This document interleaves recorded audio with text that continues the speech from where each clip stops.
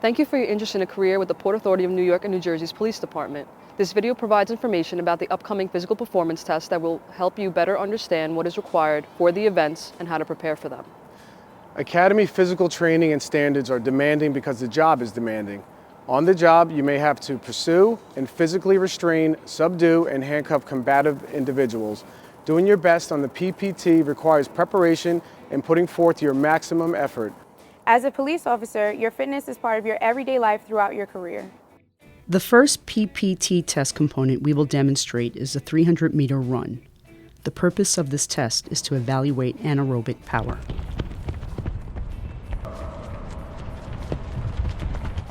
You will begin this test at the start line. The start lines are staggered to account for the extra distance of the outer lane so that all runners are running the same distance. Once the signal to go is given, stay in your lane and continue running until you cross the finish line. This test is being demonstrated on a 200-meter track, so participants run 1.5 laps of the track to complete 300 meters. Your score is based on the time it takes you to complete the 300-meter run. Therefore, run as quickly as you can. You will be given one trial for this test component. To practice for this event, find a hard flat surface or track that can accommodate a 300-meter run. Note that for most outdoor tracks, 1 lap equals 400 meters or a quarter mile. A 200-meter track requires completion of 1.5 laps. Complete a timed 300-meter run. Run as fast as you can. Record your time and compare it to the points table. This will give you a baseline and identify how much, if any, you need to improve. Incorporate 300-meter runs into your training. Include some longer runs, for example 400 meters, with your training. Improve your running technique by focusing on pumping your arms. When pumping arms, your hands go from waist to chin. Move your knees up to your hips when running and extend your stride length while leaning your torso forward. Incorporate squats and lunges into your training. Remember, the 300-meter run is considered a sprint. During your training, you should run as fast as you possibly can. The next PPT test component we will demonstrate is the push-ups. The purpose of this test is to evaluate your upper body strength and endurance. You will get into the starting position in which only the feet and palms are in contact with the testing surface. The feet are 8 to 12 inches apart. The hands are slightly wider than shoulder width apart, and the arms are extended and straight.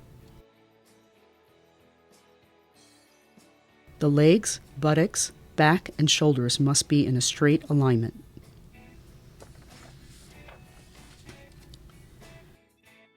To complete a push-up, bend the elbows to lower your torso. Keep bending the elbows until the center of your chest touches the foam block. Once your chest touches the foam block, return to the starting position by straightening your elbows. Your score is based on the number of properly performed push-ups completed until exhaustion. You should attempt to complete as many push-ups as you can. You will be given only one trial. A push-up will not count if you do not touch your chest to the foam block. You do not maintain straight alignment or do not return to the starting position with your arms fully extended. If you perform an incorrect push-up, the test administrator will provide a short command to inform you of the committed error. You may rest between push-ups in the starting position or a pike position, but you must return to a straight alignment before you resume.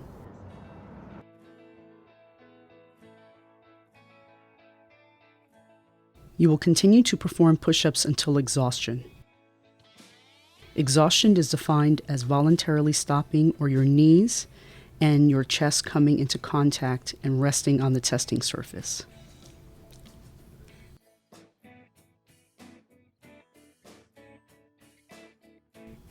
To practice for this event, get a 3-inch high yoga block or another 3-inch high object.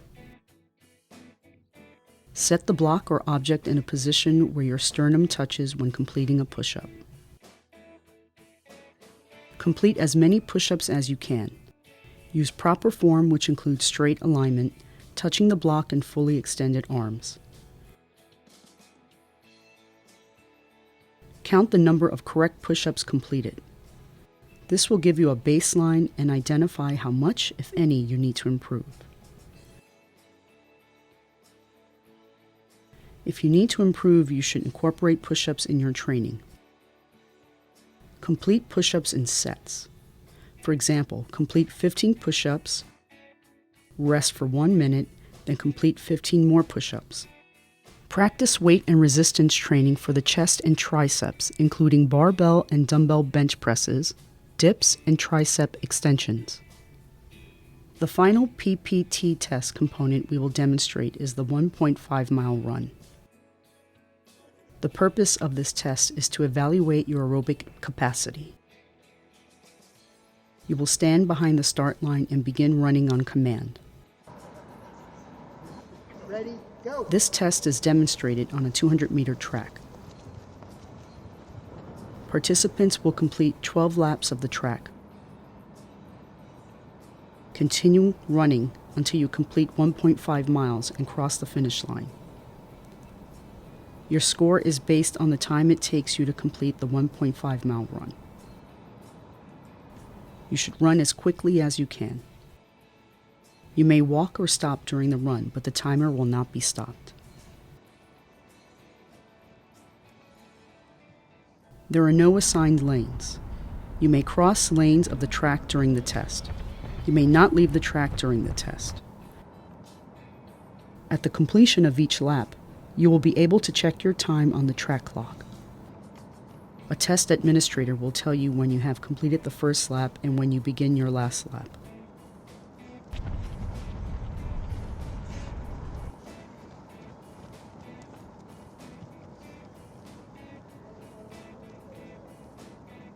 We will stop the test at 16 minutes and 30 seconds.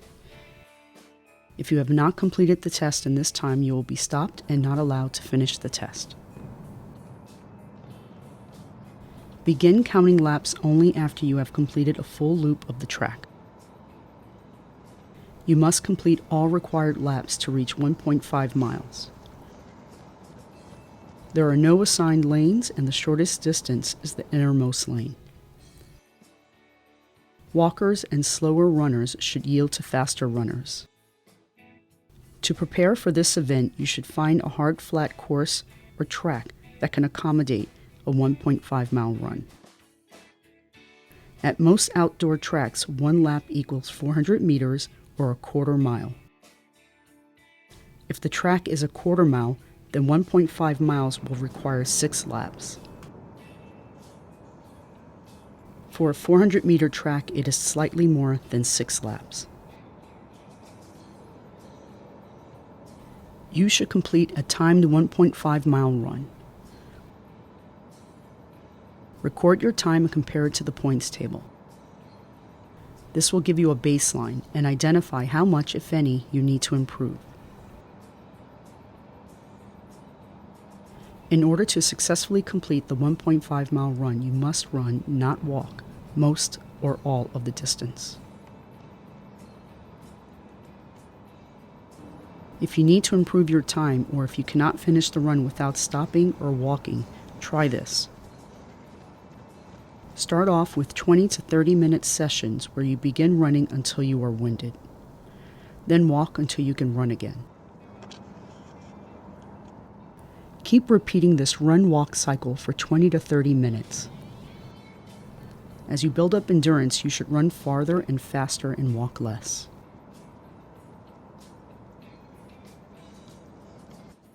If you can finish the run, but want to run faster, try this. Practice interval training by running shorter distances at a faster pace. For example, complete 4 to 6 200-meter runs at a fast pace. Rest for 1 to 2 minutes between sprints. As you improve, increase the distance of your run and decrease the rest times. You should familiarize yourself with the pre-employment and academy tables on how your score will be calculated and the standards required to qualify. This information can be found on our website and in the PPT preparation manual. Here are a few final tips. Maintain a healthy diet to provide your body with energy. Get a good night's sleep. Properly hydrate. Drink fluids before the test session, but not as much that it adversely affects your performance. You can bring water or sports drinks with you. Wear appropriate gym clothes and running shoes. Stretch and warm up your muscles in the time allotted before the testing begins. Before beginning training, evaluate your current health condition. We recommend that you get a medical exam to ensure it is safe for you to train and participate in the rigorous physical testing.